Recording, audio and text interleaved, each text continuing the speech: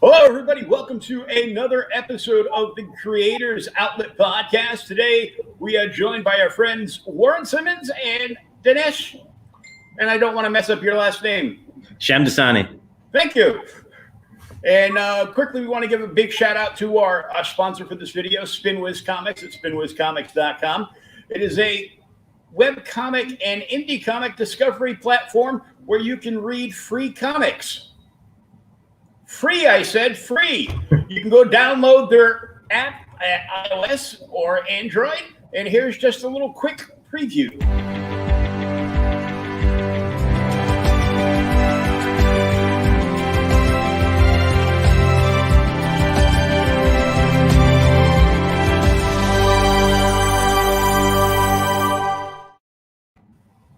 That looked cool. Yeah, I like the music. I had to bug Jeff for about a month to get one of those. But we're back in the room, and bad idea. Now, I don't want to ask how this came up because I already know how this came up because I was one of the guys in the chat when you were on Get Valiant. So. Oh, that's right. Awesome. Thanks for doing that. So what I want to know is how bad, if at all, did the year of COVID affect production? I mean, I think it's kind of a good thing. I don't know, Warren, jump in here. We were just talking the other day about it's kind of a blessing. You know, if you could build a year of extra time to build the books, they're going to get better. To build the marketing, it's going to get better. To add more stores, especially with what we're doing, because it's so different and unique. A lot of the problems a lot of the obstacles that we have in front of us, no one's ever tackled before. We got to figure out new systems to get around them. What about you, Warren? What do you think? Yeah, it obviously pushed back a little bit our launch, which was going to be a little bit earlier this year. So in that regard, it was something we had to navigate. But I think, as we mentioned, we sort of doubled down on our production during this time, and it was an opportunity for us to ramp up, oddly enough, and build a lot of books. So over the last year, we've really been nose to the grindstone, working with our writers, working with our artists, and just kind of building a ton of really great stuff. And as Dinesh mentioned, everything in comics is really pressure-based around that timeline. So anytime you could buy a little bit of time, it's always very, very, very helpful. As everyone in Valiant could attest to, even when we had like another hour on a Friday night or something, you could make the books just a little bit better. So we're always trying to buy more time wherever we can. So in that regard, it was definitely helpful, and that it allowed us to ramp up a little bit. I know it's sad that we don't have shows to be able to go to promote things this year, but with all the many virtual cons, some have been good, some have been bad, some have been in the middle. But being creators, being able to be home, you have, like you said, more time to work on everything. You know, I mean, improvements all around. Thank God we didn't launch. That was we're very lucky in that regard. We were about 30, 45 days from launch. We'd even started printing. We had some of our numbers in. If we had launched, I think it would have been very difficult because you can't put the toothpaste back in the toothpaste tube. You know, you can't build that momentum again once you've started. We're very lucky. Yeah, and it's been fascinating just to watch how every sector of the industry has really been affected by it. You know, from the retailers to the publishers to the freelancers, and sort of taking a look at how it's affected everything. It's better that we've had time, been able to kind of catch our breath and take a step back and just double down on our production. And have you added more retailers during this time? We have. We haven't announced them yet, but no, the phone's been off the hook. Adam Freeman, who is beloved by retailers and was with us at Valiant, has been manning the phones, the Facebook messages, the emails, the telegrams, the faxes, the teletext, everything, all of it, adding stores. That's been another blessing at the time. And again, like Warren says, we're perhaps the luckiest of everyone in the industry in the sense that we hadn't started our business yet, and so it was very easy to just push back and not start. For everyone else, other publishers, they've got a lot of questions that they had to answer, a lot of problems they had to solve. Retailers, creators, everyone suffered. We feel a little blessed. We almost feel like a little bad, a little guilty, because all of our friends are dealing with it, and we can just build. In that regard, we can also help because we can hire creators, we can help the retailers. Now, that's a question I want to ask with the retailers. Like, I'm in Massachusetts, and there was only one store in Mass. And now it seems that store has gone to the wayside. Is it permanently shut?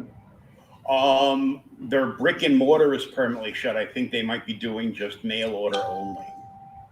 Okay, we hadn't heard that. As far as we were aware, every store on our list had continued, but we'll double check that. Because I was, keeping in touch with them, and I was going to have them. They were supposed to come on a podcast to talk about, the upcoming, that idea launch, because they were the only store in Mass that we had. And they were usually very quick to reply to anything from the neighborhood comics. And I've sent them multiple messages and emails, and I haven't heard anything back in weeks and weeks. So, a lot of stores they've kind of gone into hibernation. Mm-hmm. I wouldn't be surprised if, as we start to as a society figure out how we're going to come out of this, they come up with their plan to come back. So I wouldn't count them out yet. Comic book store owners are about the most resilient human beings you'll ever meet. So I'm sure they've got a lot of ideas. Even if that's biking and hand delivering the books to you. Yeah, I know they were doing a lot of delivery, and they cut their hours down in the summertime always, because more people were going on vacation. So they would, cut down to 2.5 days a week. But one of the things that Warren and I talked a lot about that is part of our planning that I'm not sure that a lot of the bad idea, the people that have pre-ordered understand yet, that I think will help them feel a little better about the availability of the books is, yes, we have, to this point, only announced 100 stores that are bad idea destination stores. But one of the things that happens quite a bit in comic book retail is sub-distribution. A store that's a larger store that has more inventory will get calls from medium or smaller size stores saying, hey, do you have copies of this book? Can I buy 5 from you? Can I take a dozen from you? Remember, you got a dozen from me of that other thing that I had extra of. And so we anticipate that stores that aren't bad idea destination stores will have the books. Probably not day one, but certainly that first week or so they'll have our books. And speaking of which, there was a little unknown ash can that appeared in stores over this past week, and it seems to have blown up the internet. Seems to. And this is on the low side. There were, when I first pulled the page up, there were about 7 or 8 up there but the sales on them ended, but I saw, I think 3 of them that were up around the $700 mark. So right out of the gates, it's crazy. That is, I gotta say, that's crazy. You have a huge hit on your hands. It's wonderful. There's no better way for a publisher to put out their first book than this many people wanting to get it and this much chatter about it. It's something where we're printing in ENIAC number 3, so we feel good about the fact that everyone's going to read it. It's a really good story. Warren, Matt, David Lapham, everybody worked really hard on it. Really proud of it. We have plans for it down the road. But it's getting us a lot of buzz, and it allows us to, in this period where we've had to push everything back and disappoint fans, be able to put something out there without starting the company, without having to figure out the larger questions of self-distribution and order taking and collections, etc. And how limited was the ash can when you sent it out? Warren, are we talking about numbers? Sure, dude. Let's talk about numbers if you want. But we the way that it worked is, it's interesting, people calling it an ashcan. I'm not entirely sure the definition of ashcan. I've always thought of them as the smaller kind of books. But it certainly has a rougher feel. The way we put it out is we built this thing and spent quite a bit of time trying to make sure it looked like something that was self-published. So it's even got this rougher cards, this rougher paper, uncoated paper. And we sent it into 1 copy per store, per Bad Idea Destination store, 100 copies, 100 stores. Technically 154 copies, 154 locations. Some stores have multiple locations. With a letter that said, hey, this is our first self-published comic. True. We hope you'll sell it. Don't throw it away, please. If you'd like to order more, email theherotrade@gmail.com.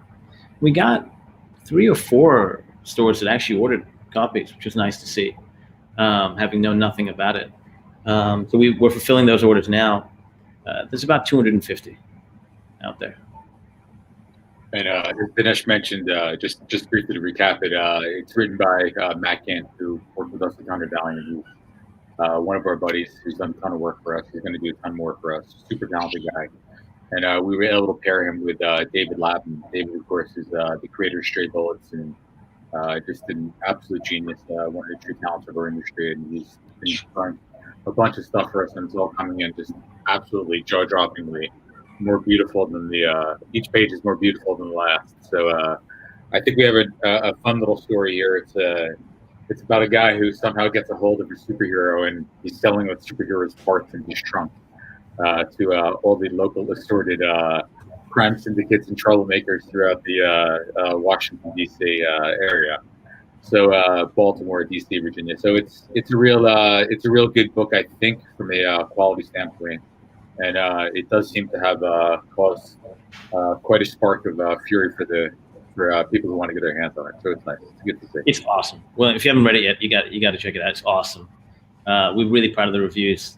The book is just fun and different and not like anything else anyone else is doing, which is something we always strive to do. And meta. And it's crazy meta. The fact that it's going for this much money, and it's really kind of thematically about the commercialization of superheroes and IP made manifest by this Captain Fab. It's kind of amazing that it all came together like that. Yep, we've got some nice stuff in the back of it as well that we don't think we've announced yet or talked about, but it's pretty good. You should talk about that. No one's really talked about that. We've got a nice little handbook entry, our first Bad Idea handbook entry, featuring the antagonist in the book called The Triptych. Matt wrote it. It's great. David drew some of the art on it, and we got some pinup pages coming for something that we haven't announced just yet. Another book that we've got coming. So we're pretty excited about it. We think it's a good little package, and we think it's a good book, certainly. John Bourne here got a copy of the book. Hey, John. Congrats. Phenomenal book. Awesome. Indication of long-term faith in Bad Idea. I'd like to think so. Yeah, I think so. Dinesh and I are always talking about building for 8 years, 10 years, 12 years. Hopefully we'll survive to get there and we won't kill each other first. But it's something where we're always really trying to build for the long term, and that's sort of about how we go about with our relationships with our freelancers and everyone. Just try to really look for the long term. Well, right off the bat, you built the superstar team of all superstar teams before you even made anything. So. That's very kind. It's amazing having Lapham here, isn't it? I mean, what a talent. Yeah, he's yeah. I mean, everybody. It's not like you had a talent search and said, oh, I'll give you this book. You've got like all superstar guys. Writers, artists. Thinkers, PR guys. Yeah. The thing that's interesting also is our publisher Hunter Gorington and our marketing guru Josh Johns and Adam, as Dinesh mentioned. We have these Zoom calls, and it's certainly very interesting to watch the guys. Just they're operating at a real high talent. I know it's a little inside baseball, but a lot of these guys that help us build Valiant. And it's really great to see just how sharp and strong everyone is internally, in addition to all the talent that we have lined up externally, all the freelancers. So it's nice. That was I'm going to translate. That was Warren doing a very good job of trying to be like, who have we? Because I'm doing the same thing. Who have we announced? Can't blow anything. Can't tell you about any of the secret people yet. Because there's some big names coming. I think we haven't announced. We've only announced like 6, 8 creators, right, Warren? Yeah, we have not announced a whole lot just yet. We have a lot of firepower that we're getting to. A lot of extremely talented people. Some of whom worked at Valiant, some of who I haven't worked with since I worked at Marvel. So we've got a ton of stuff coming down the pipeline with some great names and some great talent. So I'm pretty excited about that. And all of our guys over at Outright Geekery are chomping at the bit for a review copy, so they can hurry up and write up a review. We can make that happen. And John commissioned Mr. Layton for a piece back in January. Now he knows why he's been so busy. Yes, Warren's keeping very, very busy. He just turned in a couple of character designs for us today. So excited for you guys to see what he's got cooking next. So Enoch is going to be the first book that drops, right? Minus the trade. First, yeah, I think you could technically, the Hero Trade is a buttoned-up comic publication. Mm-hmm. Maybe the only book in history to have the designation of being the first book from 2 publishers. But yes, official first Bad Idea book is ENIAC, and that's still to come. That's still to come. Yes. Do we have any idea when that might be available? We do. We know exactly when it's going to be. We're just waiting for this dang button to get 1 billion clicks so that we can talk about it.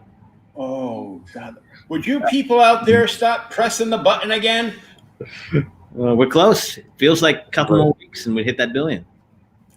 Yeah, the whole button thing. I expected it to be there already. It's crazy that this thing has continued this long. 850 plus million clicks at this point. It's nuts. It's just crazy. Yeah, it's been great to see. It's been a lot of fun to see everyone engaging with the button. Bobby, who's just a real troublemaker, has been dropping the ball right and left. Seems to have done an okay job with this. But yeah, once we get to 1 billion, I think we're going to roll out the announcement, and hopefully the button will allow us to do that, and we'll go from there. Oh, 1 billion, and all the sarcastic and funny videos that have come along with the button. Yeah, those are fun. Those are some of my favorite things, despite the fact that they usually come with bad news for us, like art leaked, creators leaked. I enjoyed the one where the button died. Yeah. Creators mad at the questions the button's asking during the interview. Really antagonistic and nasty. The sooner we get them out of here, the better, I think. Get out of here, I should say. The better. Yeah. Don, go click the button. You have to get the button up to all those numbers so you can get it. Get those zeros.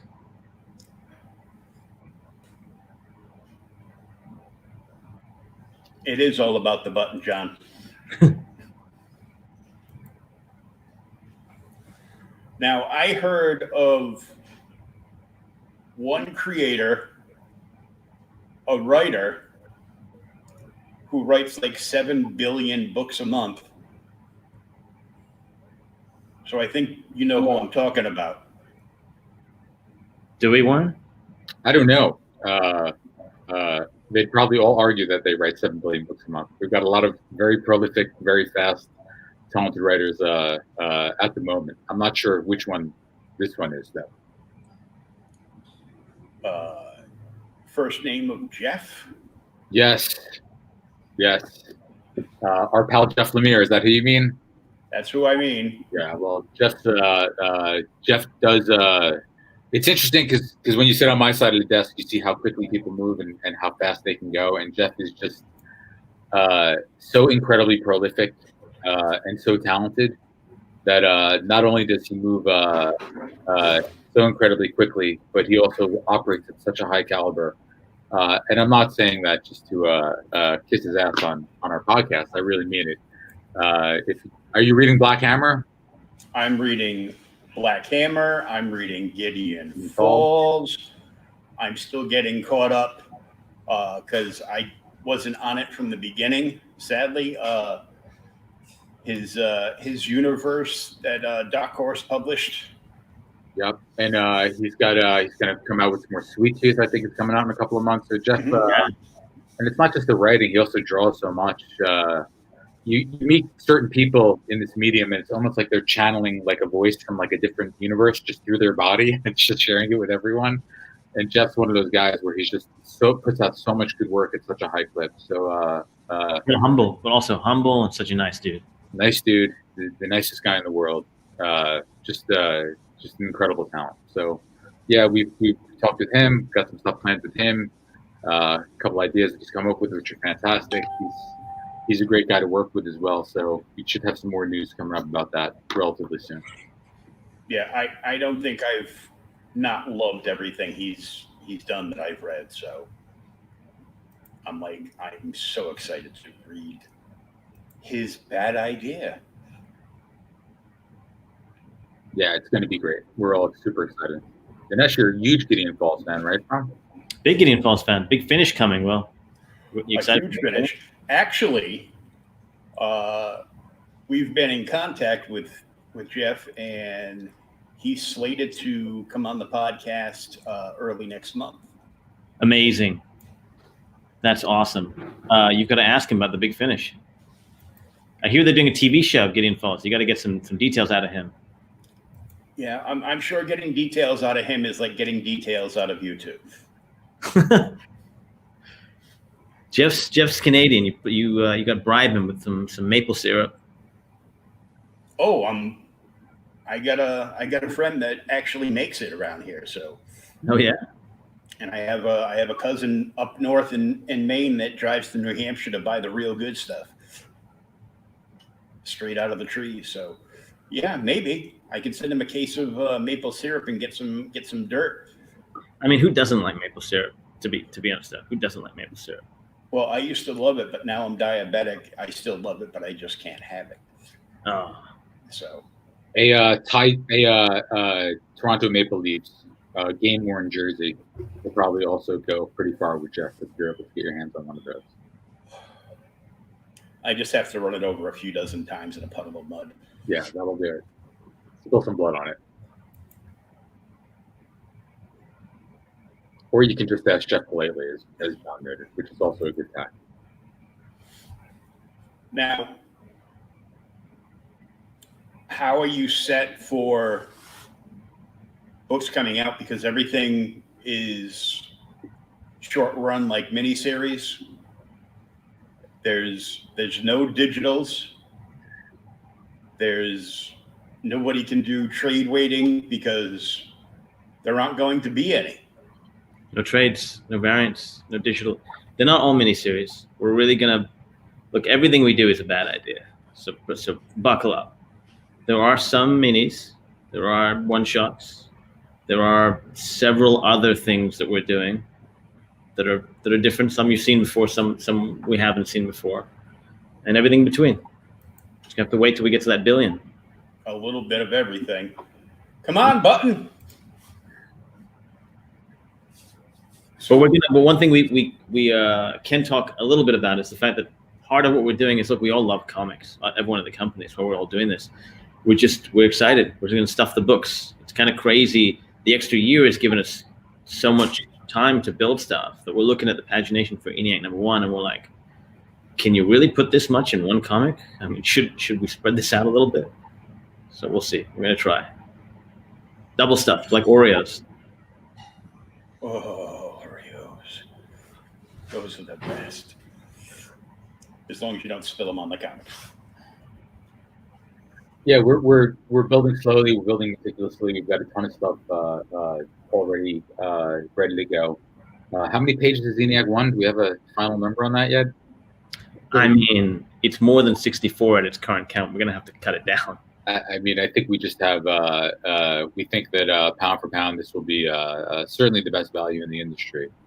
without a doubt, at least on a per page basis, and I think also hopefully on a quality basis. But again, what we're doing is just building slowly, trying to build just the best stories possible, and really not concern ourselves with things like keeping the page count to 20 pages or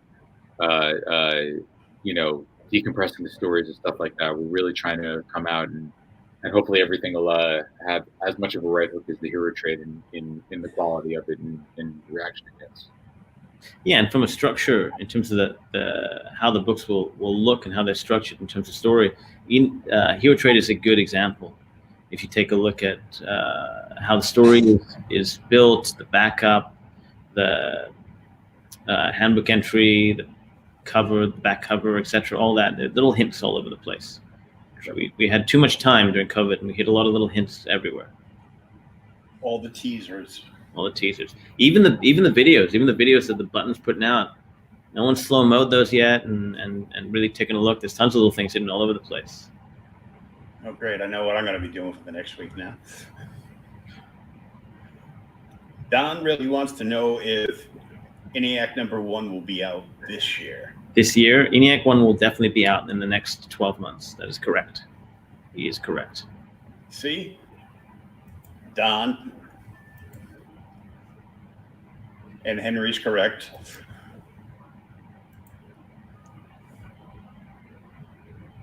One release per month? Two. 1 to 2. We'll do 1 to 2. We'll go back and forth. But it's the plan was closer to 1 a month and some 2s before everything shut down. Now it's more like 2 a month, and we're trying to stop ourselves from 3 or 4. Or 4. So, but 2, but $10 a month. That's what we're trying to keep it down to. I can go with that. Don, stop slow mowing those videos and look for the clues, will you? Is there any chance that some of these projects will be developed into on-screen projects through a certain production company somebody might have? Warren has a clause in his contract. He's got such an ego, this guy. He loves the fact that I talk about him in the third person. I'm excited for which clause this will be, but please go ahead. He's got a clause in his contract that he must not just write and direct every adaptation, but he must star in it, and it must say Warren Simons presents. I believe the exact language is Simons says, and then ENIAC, the movie, he loves colons. I believe a Warren Simons production is the term we agree on. Yeah. Do you ever still wear the hat? I do. It's hot now in LA. It's hot. Half the city's burning to the ground. It's too much heat here. I can go get it if we want. Like a monkey, I'll dance. You'll dance, but you won't tell us anything that's coming up definitively. No, we don't want to be like that. Look, of course, film and TV is an inevitable part of the business. It's funny when we started Valiant, Warren and I and all the other guys, we had this silly notion of like we're going to be pure and it's going to be comics and we're not going to talk about film and TV. And I suppose at that point that was realistic. Today, film and TV, Hollywood is just enamored with comics, and so it'll be a natural progression of a successful business. If we're successful, I'm sure there'll be tons of stuff. As you guys know, I have my own film and TV production company. We're working with a bunch of people from comics, working with a bunch of film and TV people that I'm sure will read our books, just because they're friends of all of ours, and they'll be excited about stuff, and maybe something will come out of that. We have some partners that we have a lot of partners we haven't talked about on the creative side, on many other sides that would help on that front too. So yeah, I think over time, if unless we fail at this, unless this really is a bad idea. I don't think it's a bad idea. Bad idea is a good idea. Thanks, man. How do you feel about Vin Diesel in every Bad Idea movie? No? No. Straight no? What if he played all the characters in just one movie? No. That's amazing, dude. Unless it's just one character. Could do. With multiple personalities. Even better. He would love that.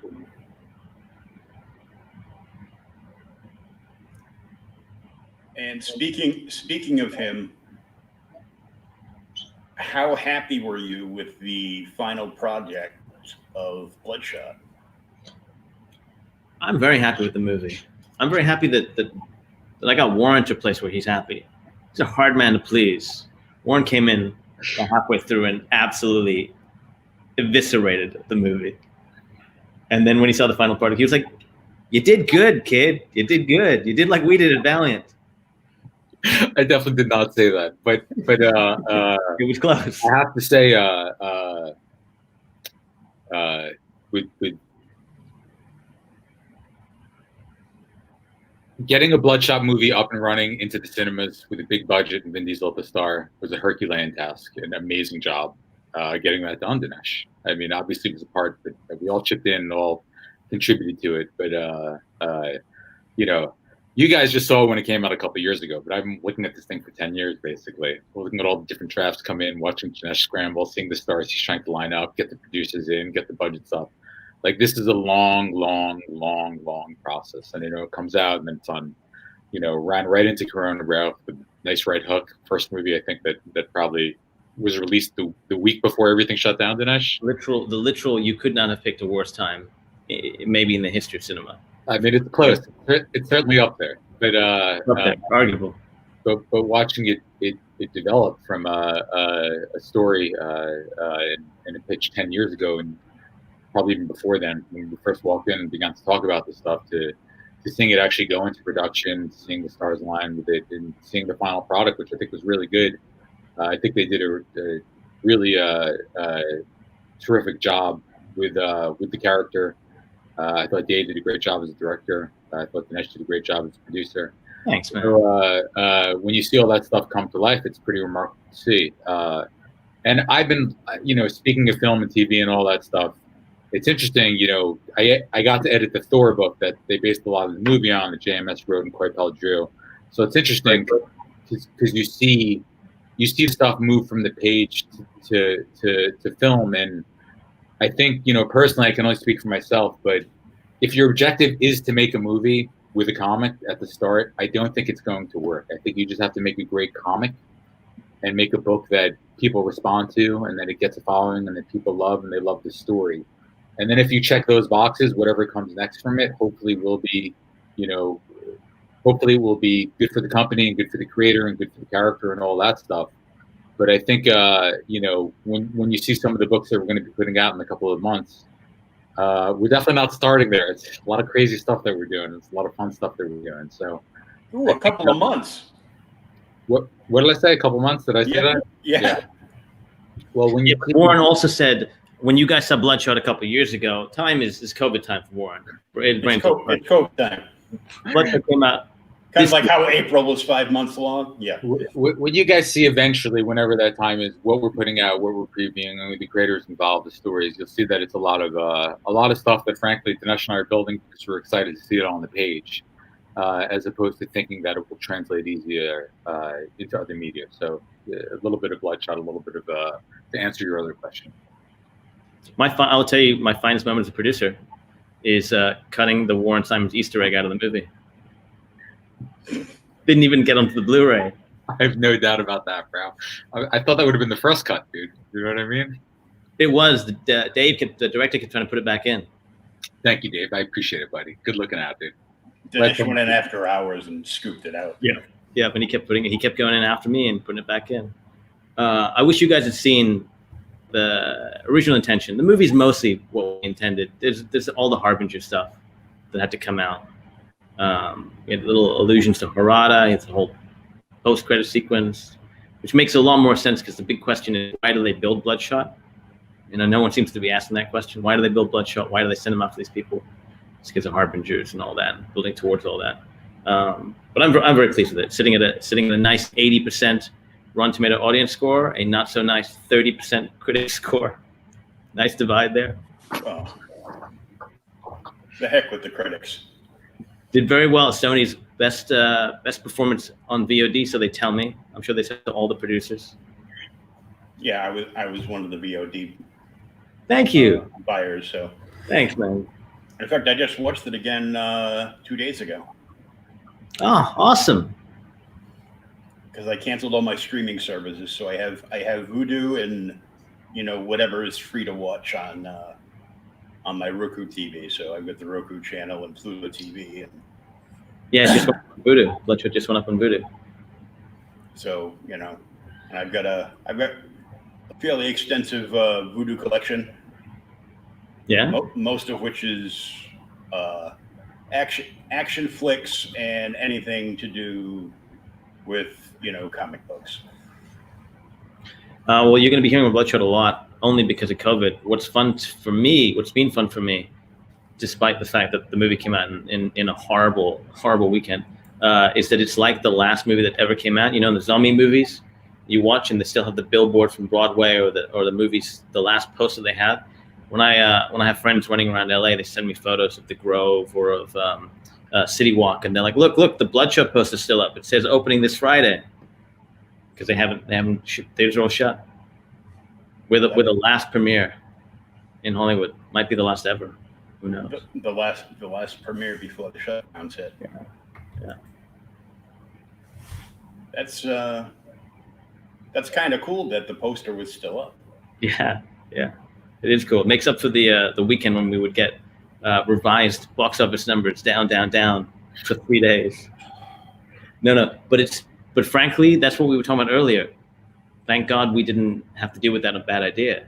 Had we published ENIAC 1 and then had to shut down and push everything, it would have been a very different challenge. Here, there's an opportunity. We can build. We can be stronger when we launch than we ever could have been without this extra time. And it's all pre-production and production time. Yeah, and that dang button. And the dang button. Don, have you gotten it up to 1 billion yet? I don't think so. I bet it's going to come real soon. I feel it. I feel it in my bones. Unless that button's got one more trick up its sleeve. I hope not. Certainly hope not. I hope not too, because we've been waiting so long. It seems like we've been waiting the entire year of COVID for the button to hit that 1 billion mark. Basically, yeah. It would be horribly unnecessary for one more. It would be a bad idea. Victor wants to know any tiny hint of what Mr. Venditti's working on. We love Roberts. We think he's a great guy. Roberts. He likes to be called Roberts now, so just call him Roberts. But Roberts, he's working on some stuff. Cooking up some stuff. If you look in the Hero Trade, there might be a big hint there. If you look in the Hero Trade, back of that book, there might be a big hint as to what Robert's working on. And it might be one of the most ridiculous things that I've ever worked on in my entire life, by far. Completely absurdist and surreal and absolutely brilliant. It's also one of the best scripts that Robert's ever written for us. I'd venture to say it's one of the best things Robert's ever written. It's an absolutely brilliant masterpiece. So that'll be, I don't want to spoil anything. So, Dinesh, it's fun. It's a great book. I don't want to ruin it. It'll be a fun ride. I like to keep that one close under lock and key. But it is insane. It is insane. It's we feel really good about it. It's going to be one of the big pushes for us once this button lets us talk about stuff. We're going to be pushing that one hard. Yep. I think this one's special. And did Rob ever work with the artist at Valiant? The two of them actually never worked together. I don't think so. No, but it's one of our favorite artists from our old days, from the All or Nothing days. All or Nothing days. That's right. Well, Victor, there's another hint. if you have Hero Trade, you'll see. It's there. I tried. There's still time. Don't worry. There's still the stores that ordered copies have not yet released their copies. So there's a few more. Not a lot more, but a few more. There's a few more for the stores that have ordered. What's interesting about the Hero Trade is it seems to have sparked interest from people that aren't fans from Valiant or aren't fans of necessarily the creators or even the people that we've been able to bring on board, the new ones, the few new ones, a bad idea. There seems to be a whole new crop of people that are just excited. I don't know if it's because there's not a lot of fun stuff going on right now. Like all the entertainment companies are really kind of quiet. Or it just, I don't know, it looked crazy. Secret book is always fun and annoying. Yeah, it's just, it's only annoying because I don't have one right now. I'm sure that'll change. Give it time. It's going to be worked on tomorrow. So Canada, I would try Canada. Oh, I can't afford $37.50 for postage. Is that what it is? From Canada? It's surely there's a slower way. The one we looked at there. Oh, on eBay? No, call the stores. Don't go to eBay. Is claiming that it's $18 for postage. I know it's usually around $12. Call the stores. We've got a bunch of great Canadian stores. A lot of the classic stores are sold. Yeah, and I think that list is on our site, yeah, Dinesh? Yes, badideacorp.com. Got a whole list of stores. Yep. I know. They love getting calls. We've shared the list. I actually have a cousin up in Canamore. There you go. So I'll get her to. I'll see if I can talk her into bringing her little boy to a comic book store and getting me a copy of that book. But a lot of stores are doing, like I know Aaron Halland at a comic shop is doing some kind of a live auction thing on he does these live videos, I think on Facebook next week. Brave New World Comics, our old buddy Andy Legal, is doing a raffle for anyone that signs up for ENIAC #1. The Nerd Store, those guys, that crazy duo, they're doing a raffle. No, you know what they're doing? Anyone that signs up for ENIAC #1, they're going to randomly insert their copy into one of their pull lists. So a lot of the stores are doing raffles and things. So there's plenty of chances. To get them out there. Yeah. Don sent messages to all the Canada stores. They were either selling it on eBay, auctioning it in store, or keeping it. The only hope is Red Skull Comic Shop. I would try again mid next week. Hint. And Warren's looking at me like you've said too much. Shut up, Dinesh. Give it a couple days. Mid next week is a good time. Yeah, let the mail arrive. Next week is a good time. Just the little bits and pieces we get will be formed together to have more information than we did at the beginning. So, yeah, look at this back. There's all these hints in this background. Warren, what's the eye? What's going on over here on the bottom right? What's that eye? It looks pretty beautiful. It looks like a Tomas Giorello eye, if I'm looking at that correctly, which is as good an eye as you can have. But, what about this little boy on the bottom left? What's this little boy down here? I don't know which way. I believe that is a Adam Polina face little boy, possibly from a little book called. Have we announced this yet? No. I won't say anything. But we've got. I mean, yes, we have. Say it. Hunter won't get angry. From Whaley, which should be pretty good. Wellsville. We've got Adam has done an absolutely gorgeous job on this. There's so much good coming. I wish this was in some time so we could talk about all of it. But it's what about this claw thing? What's this claw thing next to the kid? I don't know what that is, but it looks like Louis LaRosa drew it, and it looks absolutely gorgeous. Oh, wait, maybe it's not a claw. Look, there's a little helicopter in the corner. Huh. Oh yeah, back to the helicopter. I remember this from Get Valiant. Holding a little piece of paper like this up to the camera, covering everything with his hand. Can you see that speck right there? Warren, Looks you like a helicopter. got all that art in the background of Warren. Yeah, I think we have a piece by the great Doug Braithwaite somewhere back here. I don't know where. Dougie's going to be drawing ENIAC for us, so I'm pretty pumped up about that. So it's got some good stuff coming. This is some pretty killer art, I got to say. Pretty killer art. Yeah, We've been staring at it for what seems like forever now, in between pushing the button. Well, come on, everybody, push the button. Hopefully the button will release some more stuff coming up soon.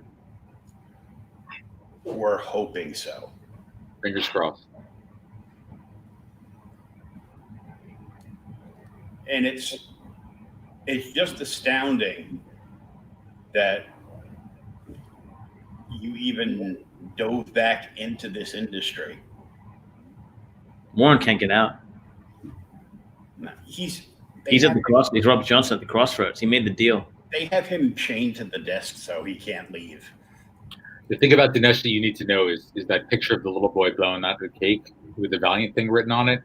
That's really 80% of who he still is. So that he couldn't leave. He'd be the last person on Earth going around.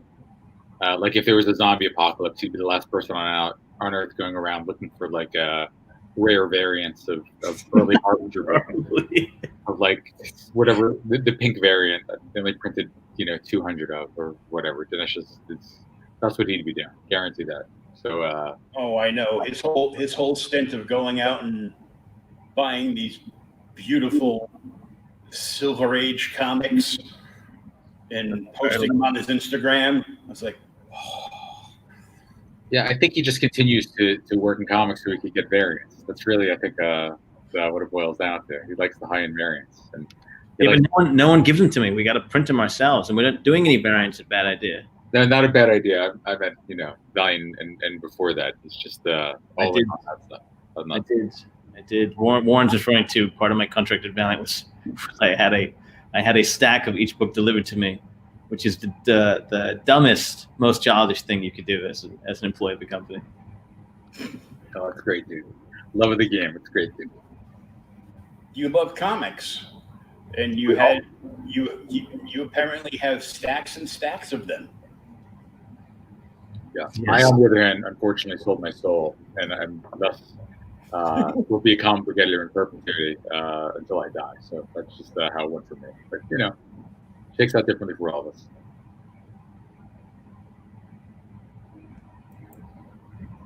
That's a good story because we just get tons and tons and tons of stuff about Rob Venditti just being, out of control at convention. So it's nice to hear a good story as well. It must have been at the end of the day. Must have been the end of the day. End of the day, he was all screamed out for that. I joke. Rob's absolutely the best. We've been, we brought in a lot of people that we really like working with and that we think are talented, and we're big parts of our success elsewhere. And we've got a bunch of new writers and artists coming in as well. So I think we've got a real good combination here. So you've been adding quite a bit of new talent as well during this time? Yeah, we've got a lot of new people coming in. Some people like David, who I haven't worked with since I worked with him for a bit at Marvel. David did a bunch of stuff for me there. He did a Daredevil versus Punisher story. He did which is awesome. If you guys haven't checked that out, that's a great book. He did a miniseries called Terror Inc., which is just fantastic. So he's super talented, and everything he's working on with right now is pretty special. So every time he turns something in, I feel like it's I'm always circulating the art to the guys, and just amazed at what a great storyteller he is and what a great talent he is. So it's funny to have worked with him in Marvel, and then he created Harbinger, co-created Harbinger, I should say, and then working with him here as well is great. He's just got such a great eye, and he's such a good guy to work with. He's a real nice guy as well. In one of my many boxes, I actually have Terra Inc. It's good. I don't know if you've ever read it, but it's pretty good, man. I'm proud of that one. I haven't read it in a while, but yeah. Let's do this. Get a pen. Let's get Warren to sign it. Does that work? Does that work right now? I'll just hold it up. What was that? That's a comic. I see a comic there. Yeah, that's a. I recognize that ad in the back. Some certain era. Yes. Late 60s action going. Oh no, what is that? 80s? All-Star Squadron. Yes. It's awesome, and it's yellow label, so it's signed. All-Star Squadron and signed by Jerry. Ah, Jerry Ordway. Look at that logo. Look at that DC Bullet logo. Yeah, that's great. Yeah. It's the best. Back when they told good stories. That's right, I said it. So it makes me say I agree with a bunch of the people in the chat that they are more than anxiously awaiting Bad Idea books to hit a retailer that they know they can get the books from when they actually do drop, so we can all read good stories. We will stop trolling all of you, and as long as you guys have pre-ordered, we'll make sure you get copies. Hero Trade is a whole different thing. It's not a Bad Idea book. Button Up Comics book. Warren named that. Warren named Button Up Comics. It's a Warren Simon special. At least it wasn't a stretch. Buttoned up. It's good. Okay. Yeah. I thought it was too obvious a clue. It turns out not so much. Not so much. No, the clue wasn't until a few days ago when the internet blew up with what turned out to be a $1,000 self-published smaller sized comic.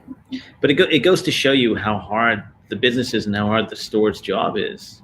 And you've got an A+ creative team in Kint and Lapham. I think it's a very good story.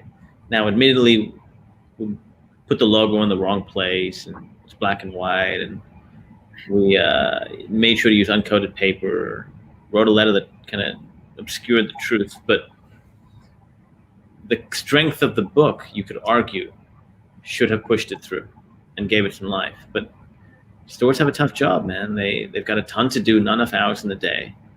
Sure, most of them didn't even look at it. Too many books to order. Yeah. Not enough time to order them. Changing distribution methods. It's a tough job, man. And I'm very happy about the way it went down. I was on pins and needles. We all were.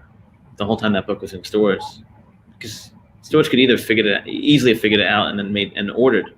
Now, we didn't think that would happen, of course, because we know how hard the direct market is. But we were prepared for it in case it did. We would have honored it. We're going to do a lot of crazy things at Bad Idea, a lot of things people say at Bad Ideas. And I like the way that Hero Trade went down, because I think it's a nice reminder that the fantasy that you create good books and hope that they find an audience is not a real one. It's not a reality. Unfortunately, you have to do a bunch of crazy things to get people's attention. There's too much going on in life. Oh, I know. And also, I think Dinesh and I worked together at Valiant from about 2011 to 2018. Except for that 1 week. Except for the 1 week. You know what you did.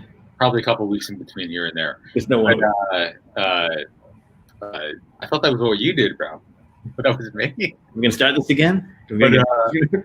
But we got to see firsthand how difficult it is to sell a comic book when Batman or Wolverine is not on the cover, and even then sometimes it's difficult. So, having worked in indie publishing for the better part of the last decade, and really seeing putting out great stories that disappeared, or just trying to compete with Batman and Wolverine and the big icons from the big two,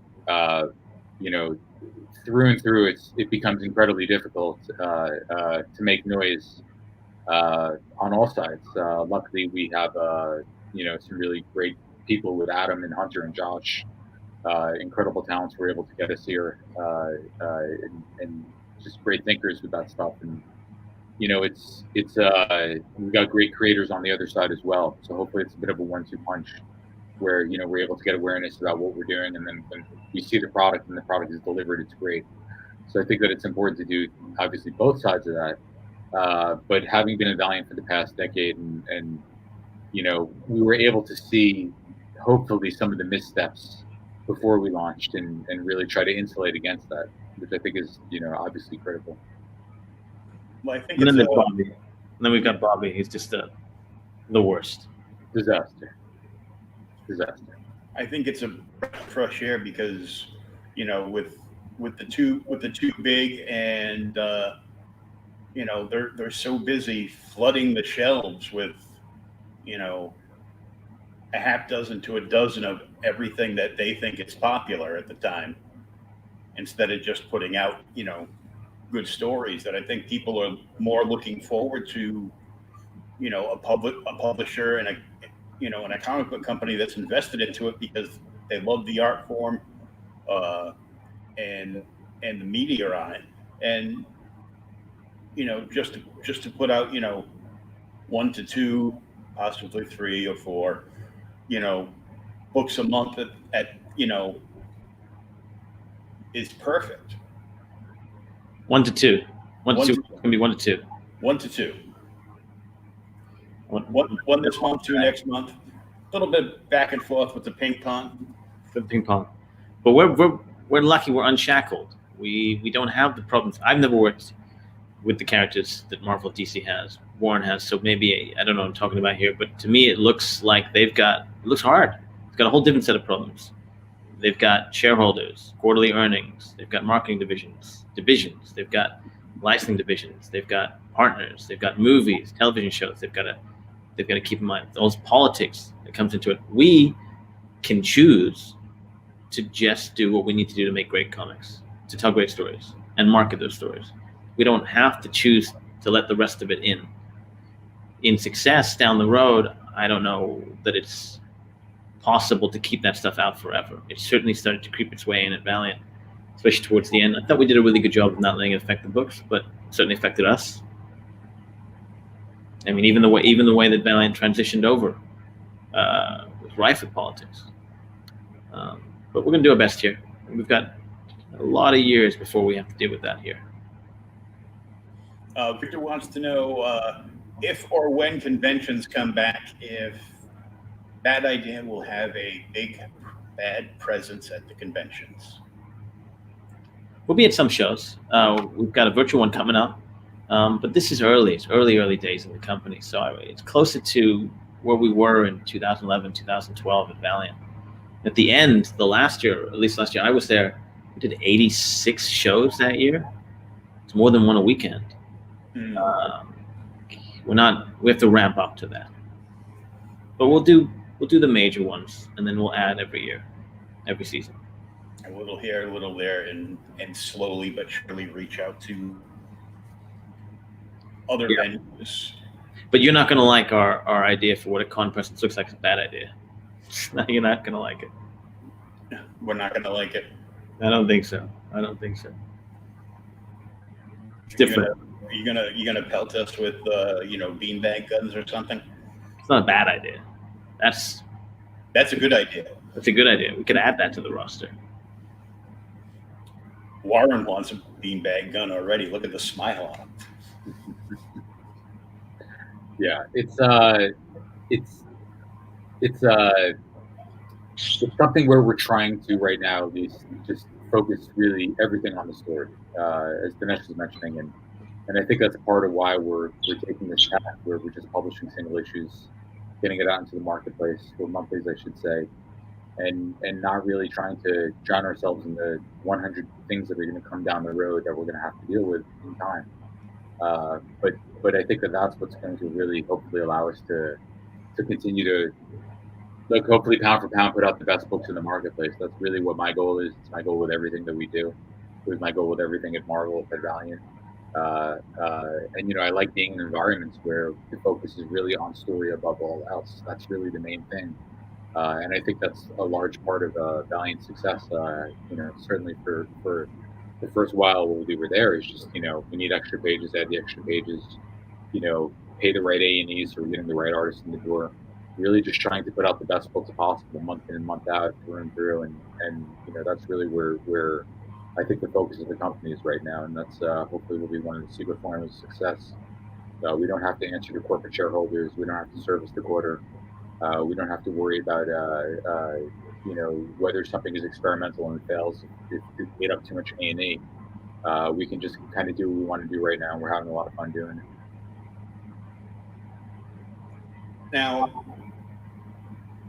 you guys will be doing all the shipping to the stores internally, right? Mm-hmm. Sorry. Yes. I know from talking to many independent people that are still on the, doing the crowdfunding, that the fulfillment is the least favorite part of that job. But there's a lot of opportunity that comes with that. That's the reason we chose to do it. Look, we don't have to be in every store. We can be in the stores that this kind of book will work in. We don't want to waste time, the retailer's time. If they're a Marvel and DC store, they're not going to be able to sell bad idea books. We don't want to make them feel bad for having to say no to us or order one book and waste their money. We don't have to abide by the kind of net payment terms, which means we can give more flexibility to the stores that we are partnered with, which allows us to do different things in terms of releases, because they're not putting cash flow pressures on them. We don't have to stick to certain release dates. We can drop books like the Hero Trade whenever we want, however we want. It gives us a lot of flexibility in the marketing, distribution, sales, but also in ways that allow us to change the way we tell stories as well. Which I know is vague, but I don't want to give anything away. I've got a couple things planned on that front. It seems every time I see you speaking on anything like this, it's usually always vague, so I'll take what I can get. Sorry. We're early. It's the button. The button. Once we hit 1 billion, we'll be able to say a lot more. It's the damn button. Button's great. I wish we had the button at Valiant. I would have blamed the button for everything then too. Oh, can we just send the button to Valiant? No comment. I can see Warren trying not to bust out laughing with that one. No. I'm very proud of our Valiant days, and I wish them absolutely positive and nothing but success. I mean, that's from the bottom of my heart. Nobody wants to. I'm pulling for them. All the creators over there, all the editors over there, got a great universe over there. So to me, it's no different than Marvel, really. I'm just hoping they do. It's good for the industry. It's good for the company. Good for the creators. We're all fans. We're all Valiant fans. We just want to read cool Valiant books. I still love all the characters. I'm one of the '90s guys, so. And actually, was talking to a friend of mine yesterday, who has the old Shadow Man issue that Aerosmith had appeared in. 19, yeah. And he actually has that signed by every member of Aerosmith. That's amazing. Dinesh, do you have that signed by every member of Aerosmith? Of course not. Of course not. Never heard of such a thing. That's awesome. I'd love to see a photo. And he was. I'll send you the picture of it. Oh, awesome! Great, please do. He was asking what the value of that is, and like, well, whatever it would cost you to get all the members of Aerosmith to show up and do a signing. That's how much that's worth. Well, as they say, art is only worth what someone's willing to pay for it. So I would encourage your friend to email Dinesh a picture of that cover. No, I think he will do very well. I think there are many Aerosmith fans that would go gaga for that, let alone Valiant fans. Oh yeah, I mean I've got I fell in love with these characters back in the '90s, and I really dug a lot of the changes you guys made. With the updates and everything, and I have to thank my friends over at Get Valiant for hinting me across the way and telling me about a bunch of stuff, and I got caught up reading, and I was doing a lot of Valiant reviews back in the day when you guys were at the helm over there, and I really enjoyed it. So I'm super excited for what's going to come out of after the button finally shuts up. Bad idea. Warren, the thing that I'm gonna deviate here a little bit. Will, sorry, you just got me thinking. The thing that I wish we'd gotten there's only one thing I wish we'd published all the stuff that we didn't get to. Harbinger Wars 2 and the crossover with Goki, all that stuff. It's fine. It's okay. We got to publish a lot of stuff. There's one, I was just thinking about it this weekend. There's one thing, Warren, that kind of bugs me that I just wish we checked that one last box. It's not even Shadow Man, because I feel good about Shadow Man because I know we got there with that last run, even though it didn't get out in that form. I feel like, okay, we finally cracked it because that was like a mission. It was The Servant. If you can believe that's that Bob Layton. Do you remember the thing where we took that one character from Rise Zero that only appeared in Rise Zero? Yes. And then we built out this whole thing. We were going to do this thing, Will, where there's one panel in Rise Zero where all the heroes are gathered to mourn Shadow Man and Dark's death. And you see Exo and Stanchek and Solar and all these characters. And then there's one guy who you've never seen before and you never see again. He's got this like red vest and like a robotic arm and I think long hair. And Bob Layton was really kind to us. He was always giving us advice and helping us out anytime we saw him to show him. We would ask him, who is this guy? He was like, we just drew extra people. We knew we'd do something with them down the road. So we were like, we should do something with that guy. We should say this is the long lost 90s OG Valiant character. And he built this really cool story about this guy trying to bring across the world's first AI, his god, and all this stuff that he was doing with it. It would have been cool. I think we even populated, if I'm remembering correctly, and I might be wrong here, a bunch of the future sequences in Book of Death. Didn't we do that? Yeah. And that was one of the touch points that we used, where we populated that particular double-page spread or a spread. I forgot exactly what it was, with a bunch of characters. Page sequence. Yeah. And it was heavily influenced by the idea of that sequence. It was cool, man. We were going to come back to that every year. Every year we were going to do something from the Book of Death and just keep that promise alive. So there wasn't one of those things that like Marvel or DC does. So they say, all this stuff's coming in the future, and then they ignore it. And if you're lucky, 30 years later, Warren Ellis comes along, or Grant Morrison, or Alan Moore, or somebody, and says, I'm going to touch on that thread. Would have made it a mandate. Anyway, sorry, aside. But that one would have been cool. You see the birthday cake, bro. I know, and maybe that's what it is. Maybe it's just the 13, 12-year-old in me. Blowing out those candles, bro. I would have got to touch Rise Zero a little bit. It'd be nice. Oh wow. Yeah. Maybe someone at Valiant's listening, and they can call Bob. They can do that story anyway. Look at that right there. Is that the glossy? I think so, yeah. Nice. It looks very glossy. God, that's a great cover. We are for our first image, bro. Our first image of all time. Yeah, that's right. Genius of David. I actually just got a violent image. I actually just got a print in from Bob Layton a few weeks ago that he signed for me. Yeah. Of his infamous Iron Man cover, Demon in a Bottle. Great cover. He described that cover to us one day. He would come to the Valiant dinners when we would do. We'd always invite him convention dinners with all the creators that were there, and he would come and I remember he was describing once that cover and how people make fun of him because they're like, the anatomy doesn't work, and he's like, no, you don't understand. He did this like thing where he's all crouched over. He's like, that was the metaphorical Tony Stark. Now I can't unsee that. I'm always seeing that weird, ghoulish anatomy. It's awesome. That was great. I got excited because I saw Ryland Grant's Bandjacks just did a homage cover. Oh yeah. To that with another media company to celebrate the Ringo Awards that he was nominated for this year. That's cool. Hey, how come no one does homage stories, homage comic books? Why don't we just do Watchmen, but with different characters, just the exact same story? They have that thing that a bunch of the artists do, where they recreate pages from Dark Knight Returns or Dark Knight. Right.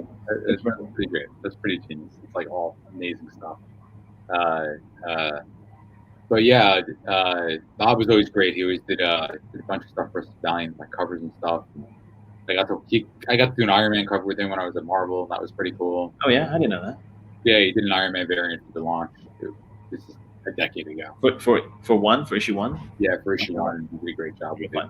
Yeah, it was always great, and working at Valiant, you get to work with. I mean, Bob probably did the most famous Iron Man story of all time after his origin. You know what I mean? Or certainly close to it. So you get to work with all these icons like Shooter, or you get to work with characters that they created, like Shooter and Barry Windsor Smith and Lapham. It comes full circle. So it's nice. I got to go back later and rewatch this entire podcast so I can try to pick out all the Easter eggs I might have gotten. Play it backwards. We're hiding clues in the way we talk. So I'll put it on my turntable and run it backwards. See what message will come up. It'll sound like that old Reese's Pieces ad. Meet Dr. Mufabits. I don't know that, but I gotta go look that up. Back in the 80s, they did they made some goofy looking alien that looked a lot like E.T. to basically do the E.T. Like an E.T. commercial for Reese's Pieces or something like that. Oh yeah. Oh, dude, what am I thinking? We did this. Well, the Button did this. The song. Remember the song? The cat. Song about the cat. In the video, yes. Yeah. Yes. You gotta watch the Button videos. Yes. And play one very slowly. Very slowly. Whole song. We hit a whole song in there. Yes. Clues, Easter eggs everywhere. Everywhere.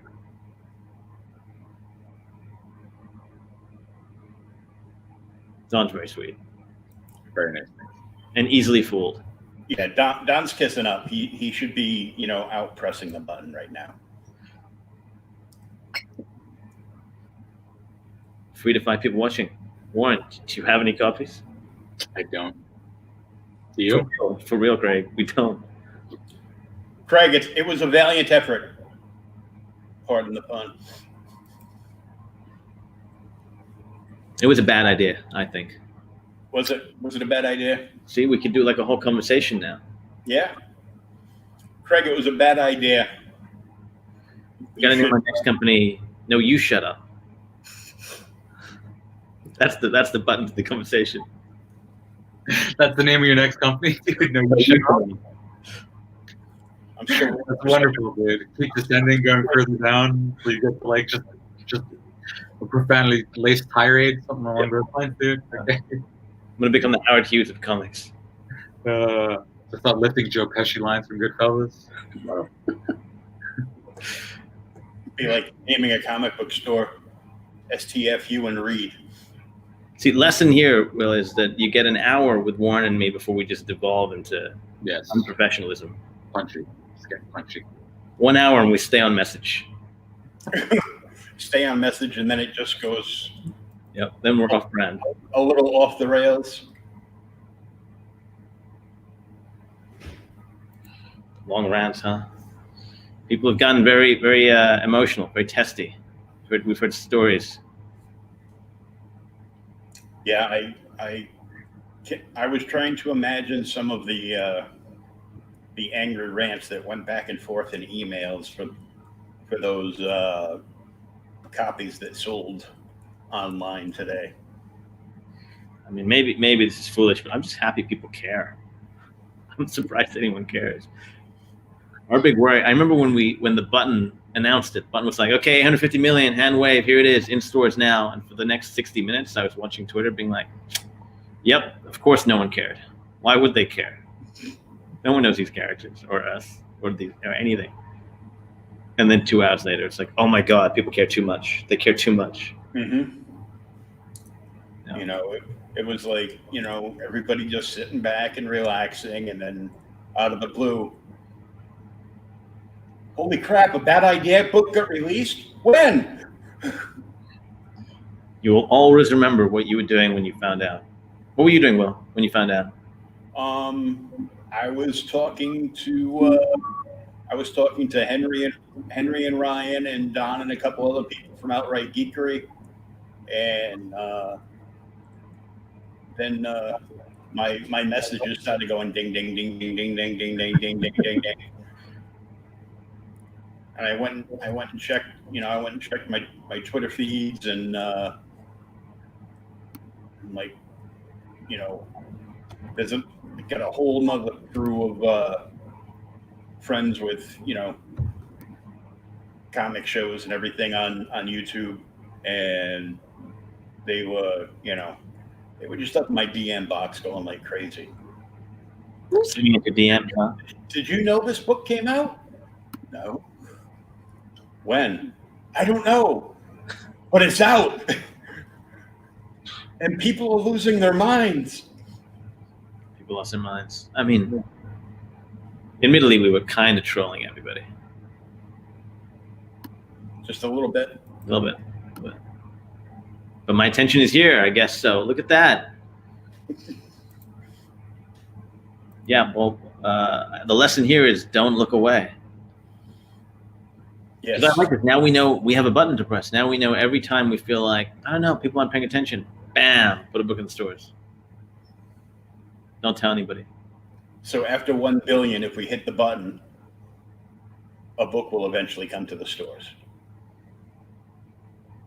Theoretically. Theoretically.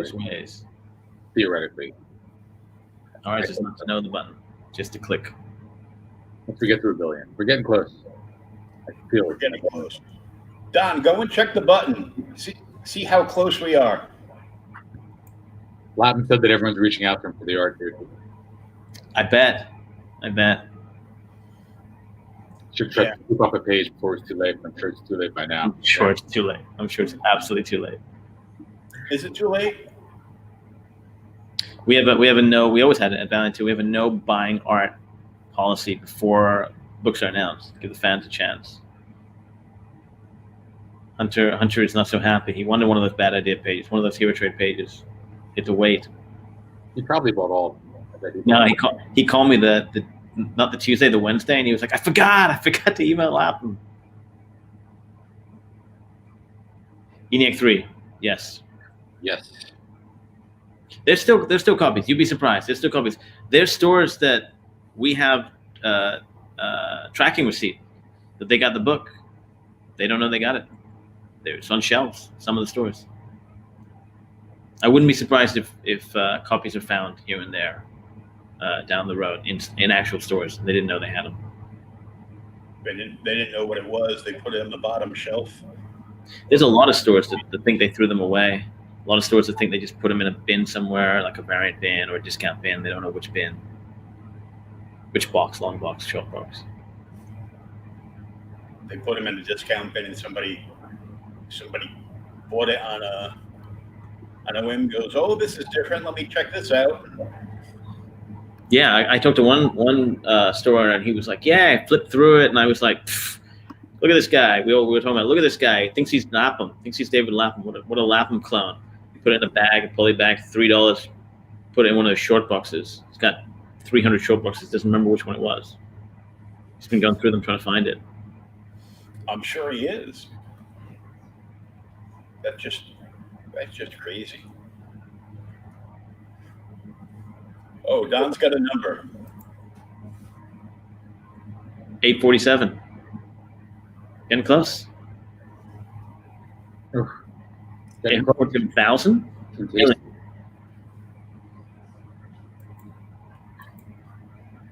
There we go. There we go. Getting close. We should have done 1 million, dude. Yes.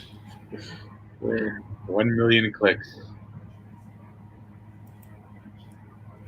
So without naming any names or titles or anything, how many different titles from that idea might we see in the next 12 months? Different titles? You mean different stories?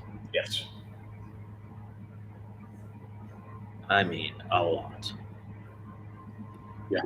A lot. Because you got to count those. You know what I'm talking about, Warren. You got to count those things. Not yet. You don't want to say that yet. No, but we got to count them. If you're counting them, you got to count them. Plus, the handbook thingies. You got to count those. Got to count those. Got a lot of counting to do. I mean, might be like 100. That might be off. That might be too much. It's a lot. It's probably too much. It's a lot. But certainly in 50, maybe.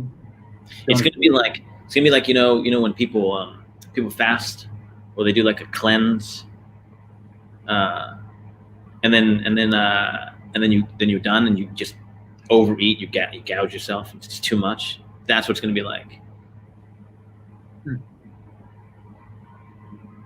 Harder to find than a Valiant Metal book, but I have a spare to trade. All right, here we go. I think you're gonna find someone that wants to make that trade. Greg throwing down the gauntlet, bro. Let's see what you got. Yeah. But what do you want to trade it for? He wants a hero trade for a medal. The medal comes with fun. Yeah. Button might do that. Like They should have quit at 3. They should have quit at 3 though. We weren't planning to do 3. 3 metal characters, 3 metal covers. It makes sense. 3. Makes perfect sense. What do I know? Publishing, the heart of publishing is something works, keep doing it until it doesn't work. Part of everything is pretty much that, right? Yep. Yeah, that's just life advice right there. So I don't want to keep you guys too much longer. I know you're busy not telling me stuff, but hinting at a whole bunch of stuff. Well, we don't want to do that. I tell you what. Why don't you ask us one question each? We'll do our best to completely be honest and answer it. Okay. Great. What do you think, Will? What do you got? One question. Do you understand? You got it? Yeah. Yeah, I got it. One question each. Yeah. Yes, correct. That's my question. Warren, what is your question? What is the name of the Jeff Lemire book? Well, that's easy. It hasn't even been named yet. You got an easy one, Warren. That's true. It hasn't been named yet. You have chosen poorly, Will.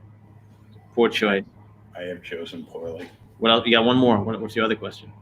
You've chosen poorly. Don wants to know, what will the print run be for ENIAC 1? Amazing. These are terrible questions. We don't know yet. We haven't got our orders.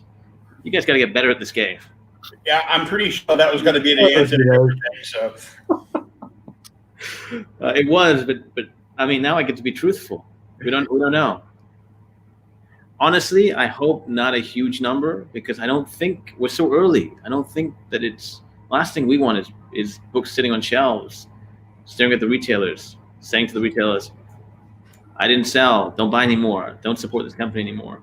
It's great when you want to hit that threshold of like 95% of demand is satisfied.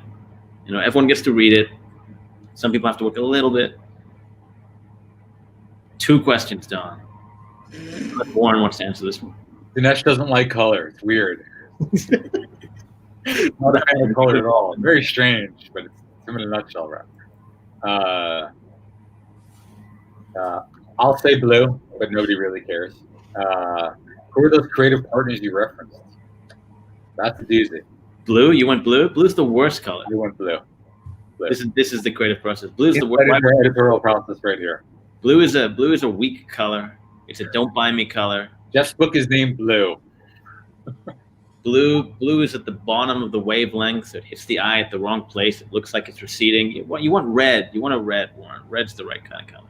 This is pretty much how it works. Blue it is. There you go. And we avoided Victor's question by just going back to the colors.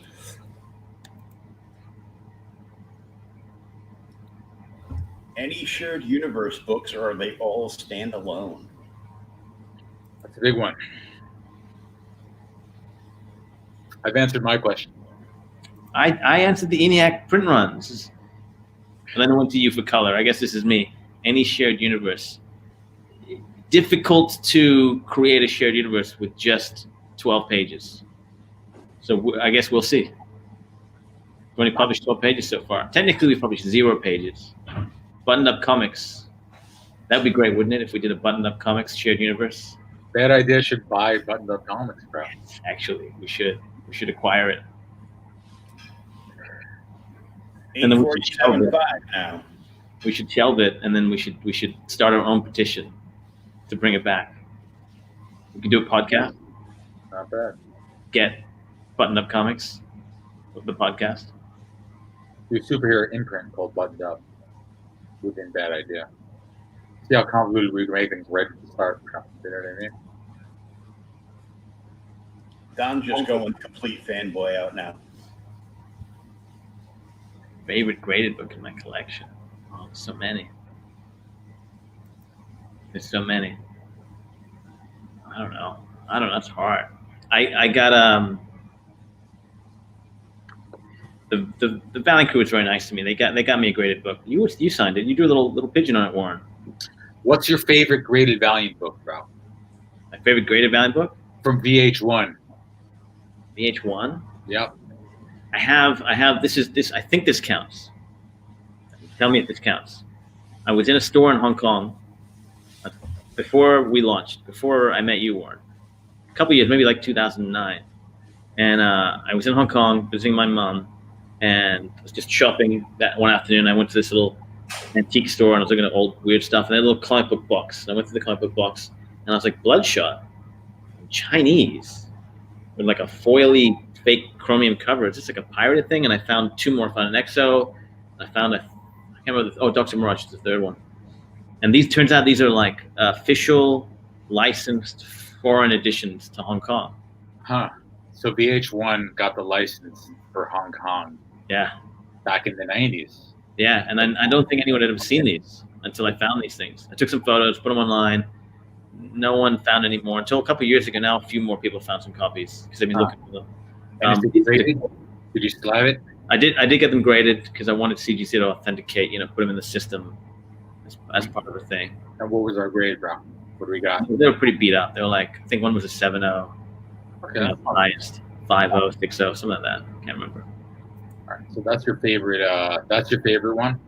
That's your favorite VH1 graded. Craig, we're answering the question. We're trying. Warren, is it a shared universe? Is it a shared universe? This is a cop-out, but I'll say yes and no. How about that? I mean, it's accurate. That is accurate. Politician's answer. I'll give him a politician's answer. Yes and no. But how can it be yes and no? Yes and no just means yes.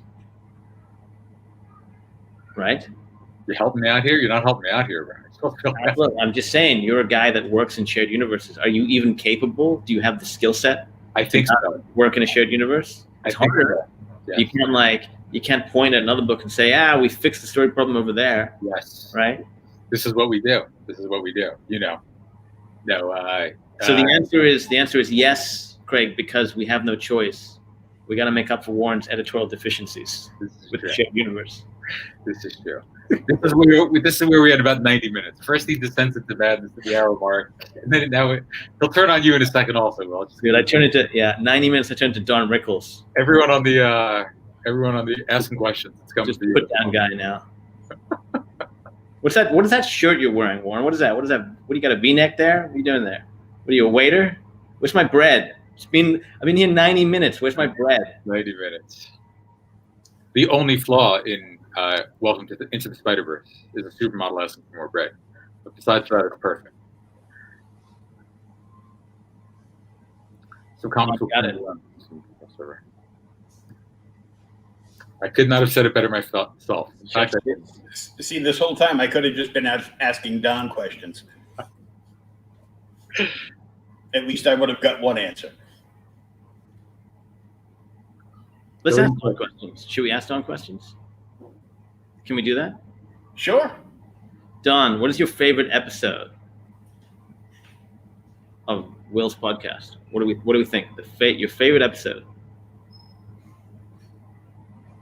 I think this is the first time he's watched a podcast. Yeah, I thought he might go there. Silence.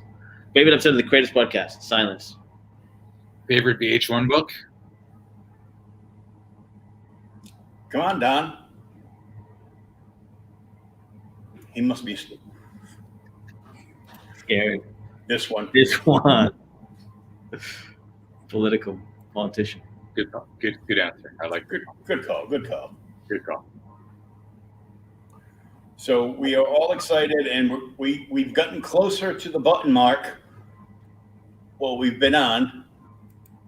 Favorite VH1 is EXO. EXO is great. You guys want to see something cool? Yes. We'd love to. Hang on 1 second.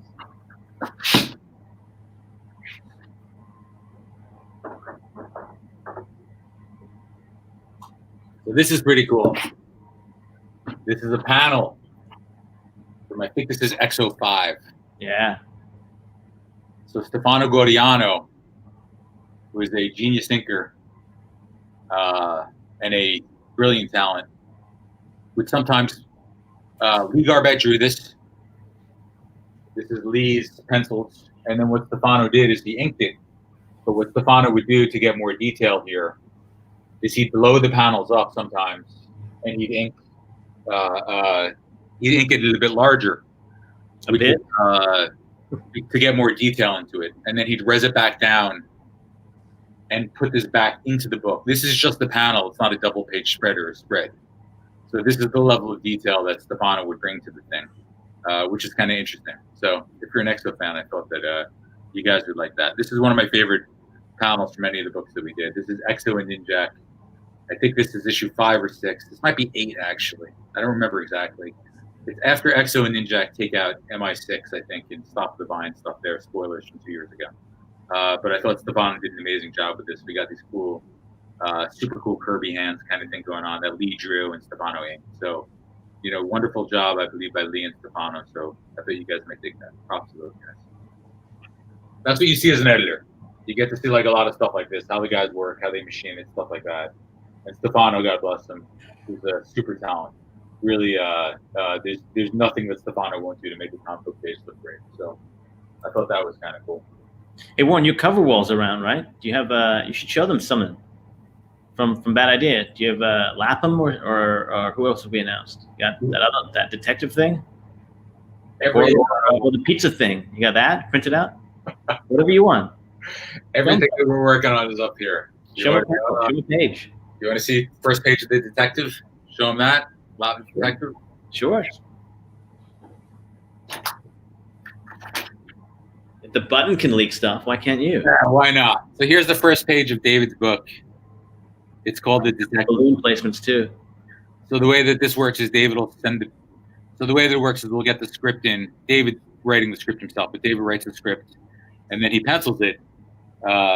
And the pencils come in, and he pencils and inks it, and it comes in looking like this. Beautiful stuff. You can tell the cinematography here is gorgeous. And then what I'll do is I'll balloon the thing, and then we send the balloons over to the letterer, and then the letterer letters it, and it comes back, and then it gets colored. What's that piece of paper say? What's that piece of paper say, Warren? Feels like that's the premise of the book right there. Solve the crime or do the time. Catchy. Good. So this is called right now The Detective. So that's our working title. It's Right Now The Detective.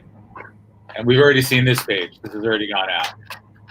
So I'll show this again. But if anyone hasn't seen it, here's the page that we released as I manage my camera. That's online now. So David's just doing some killer stuff here.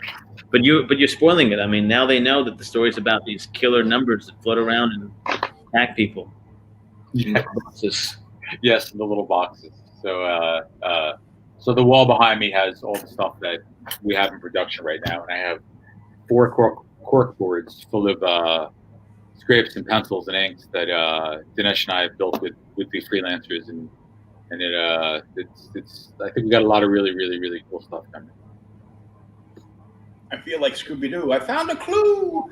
So there you go. That's a spoiler. Hunter's not happy with us right now. I'll tell you that much. You're just not happy with it? Hunter's a publisher now. He's not meant to be happy ever anymore. This is true.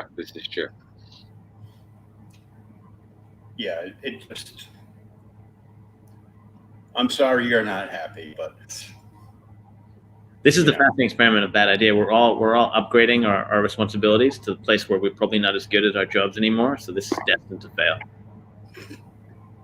My level of incompetence has been straight through, no matter what you do. Straight incompetence. Zoinks. Well, I want to thank you guys for joining us tonight and talking a little bit about that idea. Very little. Lots of clues. Lots more. First time we ever revealed the page. All right, that's kind of cool. Yeah, so it's good to stick around to the very end so you can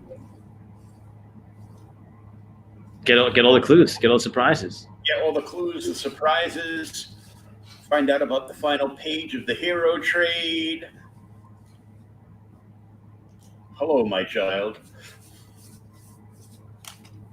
Hey, look at that. I got a clue. Thank you, Will. Thanks so much for having us, man. Taking the time. Will, thank you for taking the time, buddy. We appreciate it. Thank you. I appreciate you guys coming on so much. We are looking forward to, with bated breath almost, to when the button can get to that magic number that we can see more than the page we saw from Warren that will make him shed some tears very soon after he gets off the air. Why did I do that? The button made me do it. Button's gonna hand it to me on this one. Can't get to $1 billion fast enough. Yeah, double lock all your doors so the button doesn't come in and try to get you. I carry 2 guns on me at all times for this particular reason, not just one. Just for that reason. Well, we want to thank you so much for coming on, guys. We honestly can't wait to get copies of ENIAC 1 in our hands, and hopefully, the middle of next week, we'll be able to possibly get our hands on the hero trade, so we can do a review for that over at Geekery. We will take care of that. We will absolutely take care of that. And thanks again, and we hope to see you very, very soon, at least on our comic book store shelves in the very near future. Thanks for the support. Appreciate it. Yeah, thank you guys, and I appreciate everyone asking questions and stuff like that. Thanks for turning in, guys. It's been great. Warren, thanks for sharing that page. And like I said, it's just been an honor to have you guys on, and we look forward to hopefully seeing you soon at a nice big convention somewhere in the near future of 2021, the year of Mad Max. Is it really? Yeah. Oh, that's not a good sign. It's a better sign than this year. It does seem to be coming quickly. So, we're looking forward to it, and now I have to go and freeze frame all those button videos. Yes, find those clues. So we're gonna hunt for more clues. So until next time, we can't wait to see these books come out, and we hope to see you very soon. And all the best of luck. Thanks. Take care. Appreciate it. Thanks. Have a great day. Thank you.